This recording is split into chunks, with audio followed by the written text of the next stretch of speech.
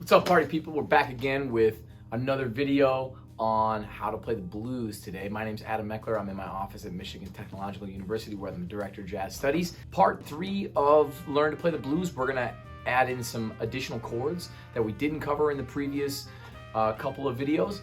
We're gonna talk about how to navigate those spots. We're gonna talk about why those spots are there, and the function of the chords. So there's gonna be a little bit of music theory happening and some exercises that'll help you catch those spots when they come around in the form. In the previous video, we talked about how we add a 4 chord in the second measure of the blues and how we do a 2-5 in the last 4 bars of the blues, a 2-5-1 rather than a 5-4-1, which is what we covered in the first video that we did on the blues. So what we're gonna do now is we're gonna set some spots up in the blues using something called tonicization. And tonicization is when you temporarily treat something like it's a 1 chord. So in this case, our 1 chord is C7 because we're in the key of C, and then it goes to the 4 chord in measure 5. And one thing that I like to do is in the 4th measure, I like to treat that 1 chord like it's a dominant chord, and I like to alter it because, as it turns out, when you make the 1 chord a dominant chord, it's simultaneously functioning as a 1 and as a 5 chord because the 1 dominant, or the dominant 1, is the 5 of the 4. Okay, so the 4, the key of the 4 is F, the 5 of F is C. So we can kind of flip it around and think of F as a 1 chord temporarily, and then we can take that 4th measure of the blues and we can alter that spot and tonicize the F. So we're treating the F like it's the 1 chord and the C7 like it's the 5 chord. So what we're gonna do is we're gonna add in the flat 9, the sharp 9, and the sharp 5. So essentially we're gonna alter that chord by using extensions or alterations, and then we're gonna use that as a spot to sort of build tension, and then we'll release tension if we want on the 4 chord when we get there. One of the ways that I like to do that is I like to play a specific lick in a specific spot. So I'll teach you what lick I want you to play, and what I'll encourage you to do is improvise for 3 measures, and then when you get to the 4th measure, play this lick, resolve it to the 4 chord, so that you're really getting into the habit of setting up the 4 chord rather than reacting to it. A lot of times we react to chords, and what we should be doing is setting up those chords. We're being proactive about the chords that are coming. One of the next things that we do is we add a sharp 4 diminished chord in the 6th measure, which gives us a sense of sort of chromaticism and a sense of motion that moves back towards the 1 chord in the next measure. And then in the 8th measure, setting up the 2 chord in the 9th measure, we will tonicize the 2 chord. So we're going to treat the 2 chord, which is D minor, as a temporary 1 chord. So what's the 2 and the 5 of the 2 chord? Now we have to think in the key of D minor. In the key of D minor, E minor 7 flat 5, or E half diminished 7 is the 2 chord. The 5 chord is A7 flat 9. The minor chord is always half diminished, and the dominant chord is always altered in a minor key. So in this sense, we're thinking of it in the key of minor, in the key of D minor.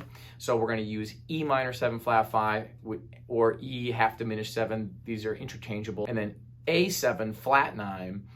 So we're gonna incorporate the A, C sharp, E, and G and B flat, the flat 9. And that's how we're going to set up the D when it goes to the 2, 5, and the 1. And then in the last 2 measures, we're going to add a 1, 6, 2, 5, which is a really common thing called a turnaround. And a turnaround is basically a set of chord changes that shifts you back towards the tonic, shifts you back towards the beginning of the song. The 6th chord in the key of C is A, and we'll just use, for fun, we'll use all dominant chords because they all end up being 5s of each other. So we're talking about tonicization, temporarily tonicizing different notes, different chords. So we're going to do that with the 1, 6, 2, 5. We're going to do C7, A7, which is the 5 of the 2, D7, which is the 5 of the 5, and then G7, which is the 5 of our macro key, the 5 of C. So I'll just demonstrate quick what that sounds like to improvise over that. 1, 2,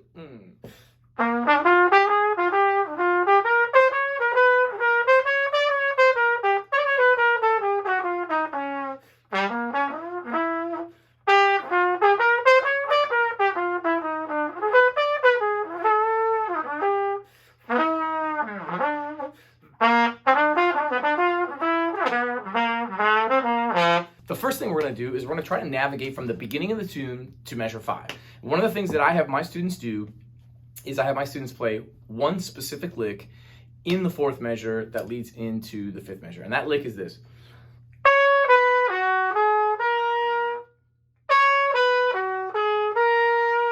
It's the last two beats of the fourth measure.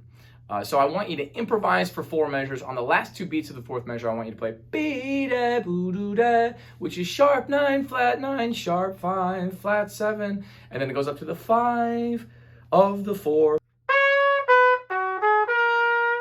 So when you're on the 1 chord, that has a specific sound.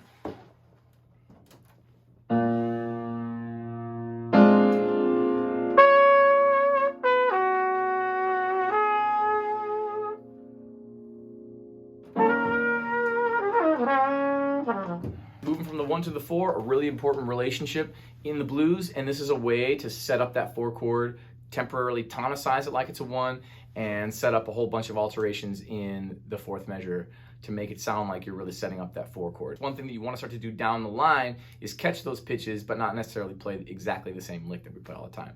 And this lick, I should say, this lick is a great lick to learn in all 12 keys.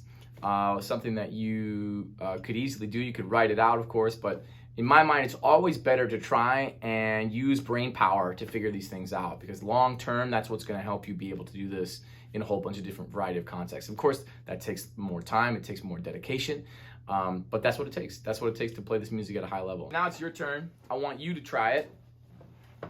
I'm going to play the piano. 1, 2, 1, 2, 3, and...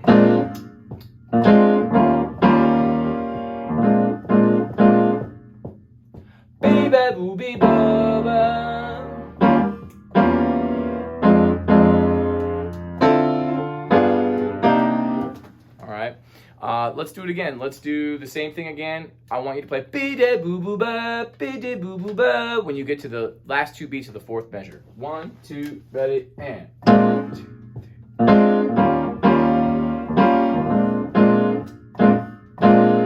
Be-ba-boo-boo-ba. Okay, so that's the first spot. We want to get used to playing that lick in that spot. The next thing we want to do is we want to catch that bar 6. And really all we're doing is we're changing the F to F sharp. All the other pitches, at least in the arpeggio, stay the same. We're tonicizing the 2 chord. We want to set up that 2 chord in the 9th measure. So one thing that I try to do is I try to make my students hit C sharp and B flat. Those are the big ones. That's the flat 5 of the 2 and the 3rd of the 5, or the flat 5 of the 2, flat 9 of the 5, and the 3rd of the 5 chord. That's C sharp, really important pitch. Again, and that's another pitch that stands out from the rest of the song. That's C sharp. So that's a great one to hit, which really tells us, yes, we're going to that 2 chord in the 9th measure, and it'll show everybody that you know what the changes are and that you know what you're doing. So try to play the lick in the 3rd and 4th beats of the 4th measure. Try to hit F sharp in the 6th measure. Try to hit C sharp and B flat in the 8th measure, leading into the 2 and the 5 in the 9th measure. 1, 2, 1, 2, ready, oh.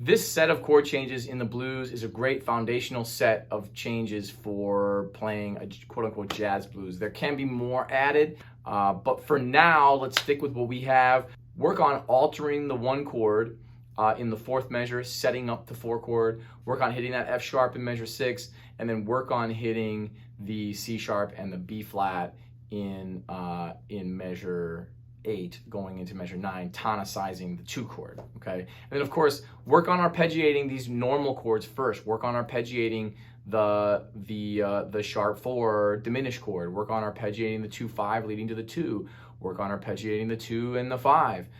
We did a little bit of that in Learn to Play the Blues Part 2, but there's more to come. That's it. Thanks for watching Learn to Play the Blues Part 3. I really appreciate it. If you haven't hit like and subscribe yet, please do that. Hit like, hit subscribe. That really helps me out. Thank you for watching. Share this with your students. Share this with your friends. On to the next one.